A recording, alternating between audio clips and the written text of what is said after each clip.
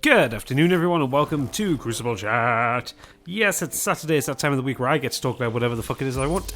My name is Mike, otherwise known as the Gadget Addict, and in the background here we have some hardcore TDM on Redwood. It's a fairly scrappy one, actually. I die a lot in the first end of it, but I end up coming out positive, so yay.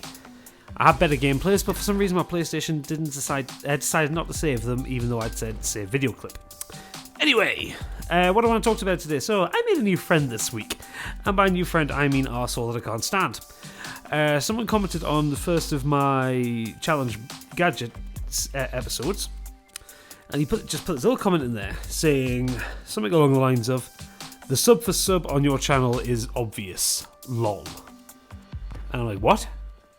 And so we ended up having a little bit of back and forth about this. And apparently, because that video only had 40 views, but I had over 1,000 subscribers, I must be Sub4Subbing. What?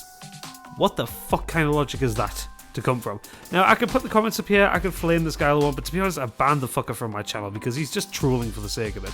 But it got me wanting to talk about the whole idea of Sub4Sub again, and the fact that I will never fucking do it. This guy, he has his own channel, he has about 1,000 subscribers, gets about twice the views I do a month. And there is a very specific reason why he gets what he gets, because all of his videos are linked back to Steam communities, and he builds mods for space engineers or something like that. So all of his videos are showing off the mods that you can play, and he has links back to the Steam-powered community thing. So basically a lot of his views are coming from a specific source for a specific reason.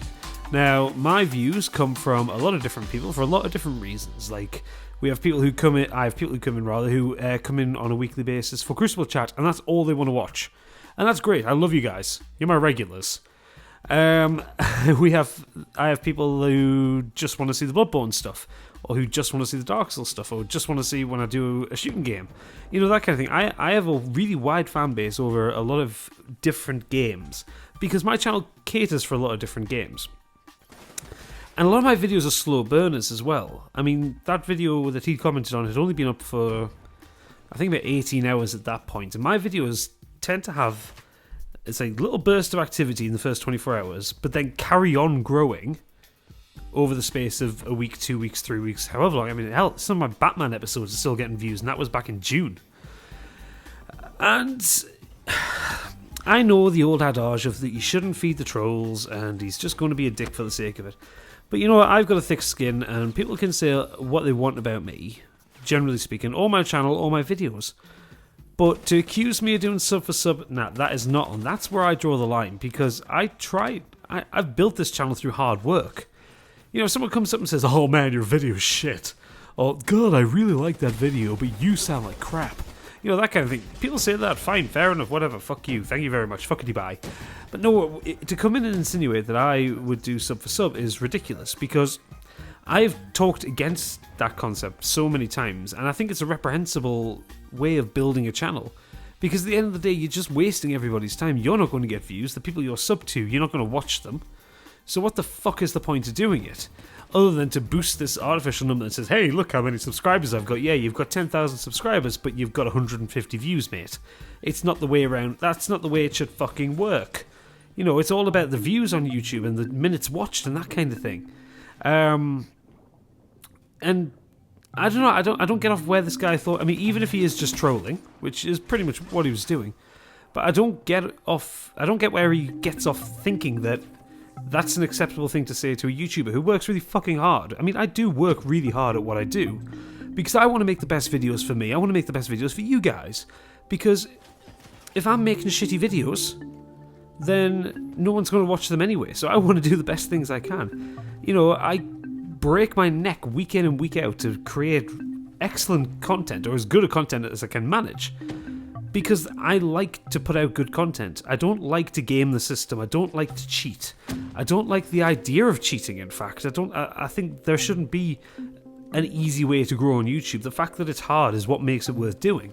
Because when you do hit the milestones, when you do hit your 100, your 200, your 500, your 750, your 1,000, and beyond, it is such a great feeling when you look on your dashboard and you get that subscriber numbers clicked up to where you want it to be, and it's just like, oh my god, I did it, I finally did it. So yeah, it's one of those things where, yeah, he was trolling, but he said, and I know he was trying to get a reaction, and clearly he said exactly the right thing to get a reaction from me. And like I say, I know I shouldn't feed the trolls, but you can't go around YouTube throwing about the idea that people are doing sub for sub just because your idea of what views should be don't line up. I mean, there are channels I see who have more subs than me who get less views than me, but I'm not going to go around and say, hey, they must be sub for subbing. I know a few channels who used to sub for sub and who have stopped doing it now and are slowly kind of getting that views to subscriber ratio in the right direction. But since they stopped doing it, they become better YouTubers because they actually care about the videos that they make. I'm not going to name names because it's not worth doing. So I guess what I want to kind of address with this really unrehearsed and unthought through ramble is that this guy was just out there to try and upset me, and he did, because at the end of the day, saying something like that to me is something that will upset me, and it's something that will really fuck me off. However, it's also something that it leads very quickly to the old ban hammer. So yeah, that cunt's banned from my channel, and I'm sorry I dropped a C-bomb there, but to be fair, he deserved it.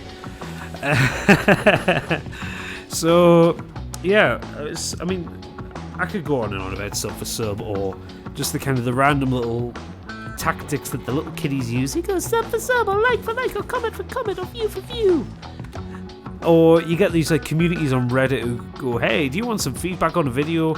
Well, you can post it in this subreddit, but you've got to watch 5 other people's videos first and shit like that. It's like, that's all artificial views. And it's not going to be conducive for growing your channel or growing your subscribers or consistent views. And here we go for the game-winning kill. There it is. So yeah, that's all I had really to talk about today.